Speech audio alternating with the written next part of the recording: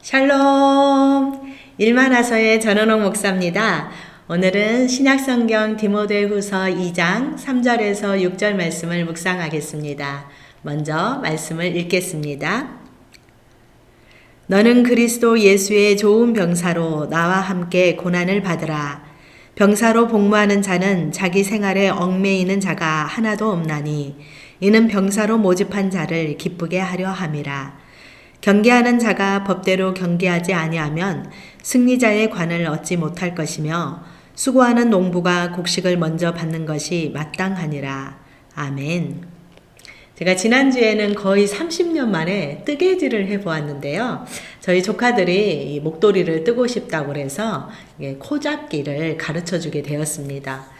그런데 저도 너무 오랜만에 하다 보니까 이 실과 대바늘로 한참을 씨름한 후에야 마침내 성공할 수 있었는데요. 안타깝게도 이 아이들의 눈높이에 맞춰서 그 도구들을 준비를 해야 됐는데 그 부분에 좀 실패를 했습니다. 너무 보송보송한 털이 많이 붙어있는 실을 준비하다 보니까 이 코 잡은 것이 보이지가 않아서 대바늘을 끼워서 실을 감고 또 그걸 빼내는 그 움직임을 아이들에게 자세히 보여줄 수가 없었습니다. 실제로 제가 이제 잠시라도 이렇게 한눈을 팔면은 이 코를 한두 개씩 빠뜨리게 돼서 저희가 짜야 되는 그 목도리가 구멍이 나는 그런 대목도 보게 되었는데요. 작은 일이지만 온갖 신경을 집중하는 일이었습니다. 별것 아닌 목도리 하나 짜는 데에도 이런 어려움이 있는데 이걸 보면서 그 양탄자로 아주 유명한 튀르키예, 이제 터키에서 튀르키예로 나라가 바뀌었죠. 이 튀르키예 사람들이 그 양탄자는 굉장히 어려운 문양들을 짜내는데 그들의 그 수고가 굉장히 좀 대단하다라는 생각이 들었습니다. 짧은 시간이지만 이 일은 굉장히 눈도 아프고 또 손과 팔도 아프고 허리까지 아픈 고된 작업이었는데요.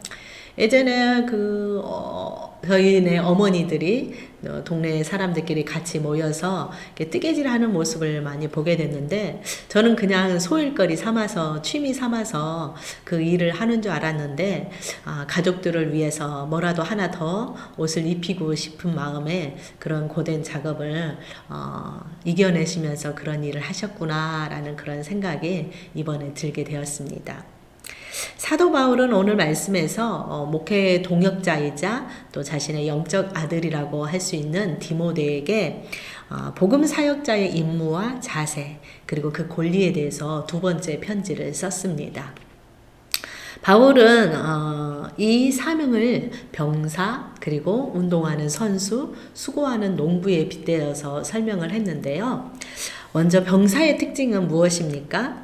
우리나라의 경우로 한번 예를 들어볼까요? 사실 우리나라는 모병제가 아니라 징병제라서 좀 더 다른 특수한 상황에 있긴 하지만 청년들은 이 입영 통지서를 받게 되면 자신이 하던 직업이나 또 학업을 중단하고 일정 기간 군에 입대해서 복무를 해야 합니다. 민간인의 신분이 아닌 병사가 된다는 것은 무엇보다도 이 군대의 특수의 상황에 모든 것을 맞춰야 되는데요. 사실 자유롭게 그동안 누려왔던 그 모든 것을 좀 내려놔야 됩니다. 그리고 명령 체계에 따라서 규제와 또 통제가 만만치 않은 그 영역에서 살아나가야 되는데요. 가장 군인들이 힘들어하는 영역은 이 사생활을 어느 정도 포기하고 공동체 생활에 자신을 맞춰야 한다는 점이 있습니다.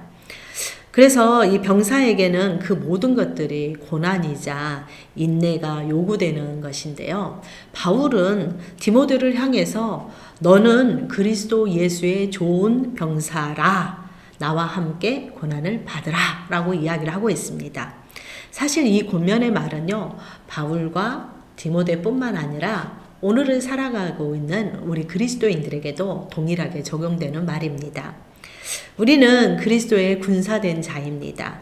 그러므로 복음을 전하는 데 있어서 또 신앙생활을 하는 데 있어서 어떠한 고난과 핍박이 찾아와도 인내하고 복음을 위해서 자신의 모든 것을 기꺼이 내려놓고 헌신할 수 있는 자세가 되어야 합니다.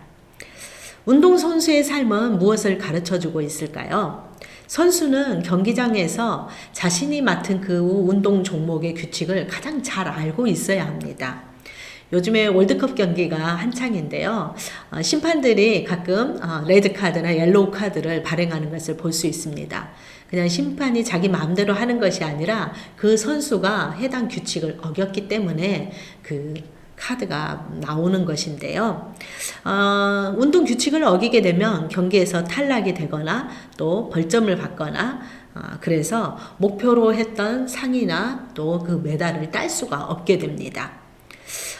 이처럼 복음을 전하는 우리도 단순히 우리의 감정이나 생각을 앞세워서 하는 것이 아니라 언제나 성경 말씀의 기초에서 그 진리의 법에서 떠나지 않아야 된다는 것을 이 운동선수에 빗대어서 저희에게 이야기해 주고 있는 것입니다.